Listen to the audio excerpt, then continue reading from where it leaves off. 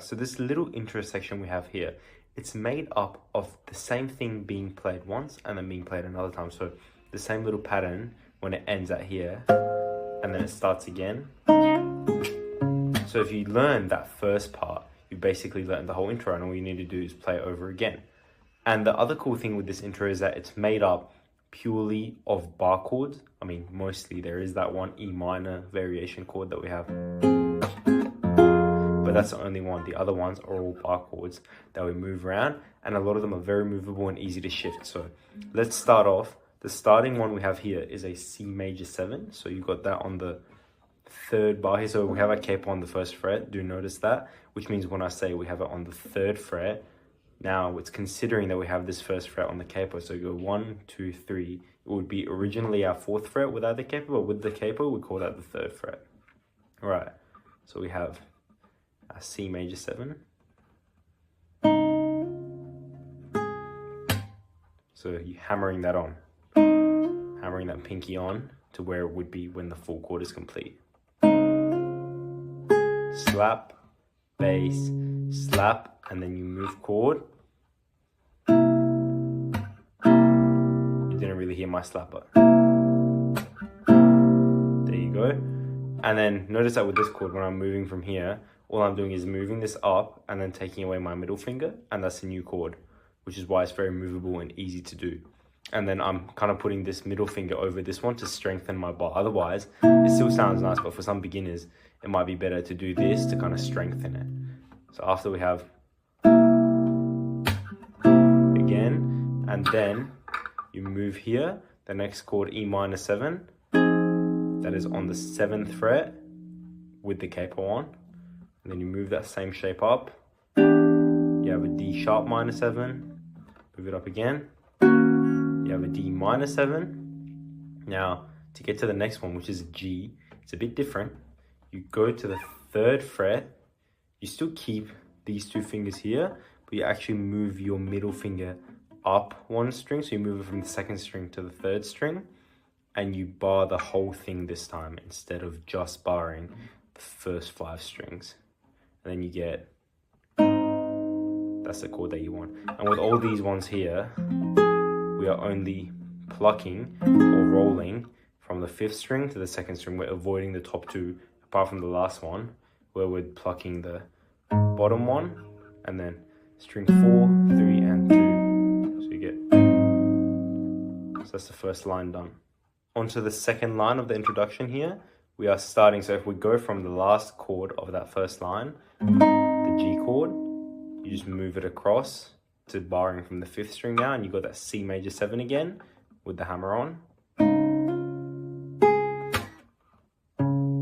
Slap, B7, and then the new chord now, you have this D minor like shape, but it's actually starting on the 3rd. So it's, imagine you have your D minor here, you move it down, and then you move it down again. You get E minor, so a version of E minor using those same notes. And you start with the bass, so bass, top strings. Then you have this set of semiquavers. So you got slap, play bass and top notes, and then slap again. This time only the bass, and then you have that, so separately, and you finish with a harmonic. Now the harmonic is a little bit difficult because we have our capo on here, so usually the harmonic is on the 12th fret, but you see that doesn't work here. So because everything has been shifted down 1 fret, our harmonic ends up being on the 13th fret. If you don't know how to play a harmonic, just gently press your ring finger or pinky if you can't reach it on the 13th fret, but I recommend using your ring finger here over the line here, which separates the frets. So you don't want to actually press it down because that kind of mutes the sound. You want to gently put it over those ones. Try to get it as straight as you can. I know it's hard because it's not on the, so it's from where the body is connected, so it's really difficult. But put this here gently, and then when you play, that's what you get. But if you want to make it sound better, you play and you take away your finger. So play and take away at the same time. It makes that sound a lot louder and a lot more brighter as well. So that's the ending of the second little section of our introduction. So I'll go one more time from the start of that second line. This was only 2 bars that we did.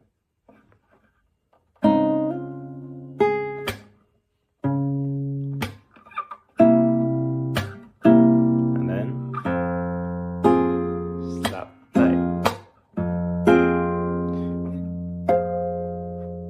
And you see with the counting, it's 1 and 2, E and A, 3 and 4, and because those last 2, this and this, they're both crotchets, so each one of them equals to 1 set of the. So imagine you have to count that. So when you count this, 3E and A, 4E and A. There's different ways of counting. You can count it in crotchet, quavers, or semiquavers. I don't want to confuse you too much, but just know that you have to wait longer for those last 2. So it would turn out to be 2, 3, 4. That's the way it works. Now that we have those 2 lines, it's time to put everything together. So you play those 2 lines that we just went over once, and then you play it again, and that's your whole introduction done. And also notice that we have a bar of rest at the start. I'm not going to count that because it's unnecessary, but just notice that when you're playing the song. So we're going to go from the start nice and slowly. 1 and 2 and 3 and 4 and.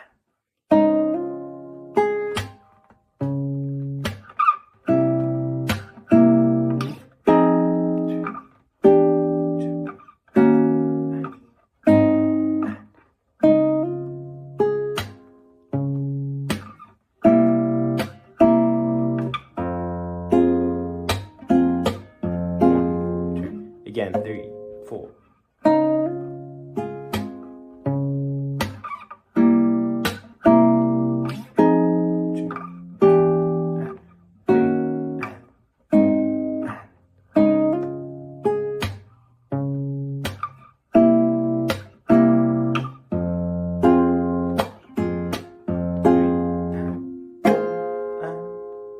That's your introduction. You notice how I did everything once and then I played it through again. And you may have also noticed that some of my slaps went completely muting everything, but as long as you get that percussive sound from your slap, that's the main goal of it. So don't be too hassled by it if you do a slap and if you hear some extra strings. It's best if you could completely mute it, and I just tend to get my knuckles in like that and just slap. We could even do it like that, but if you don't get that complete mute but you still get that percussive sound, that's what we're after with the slaps.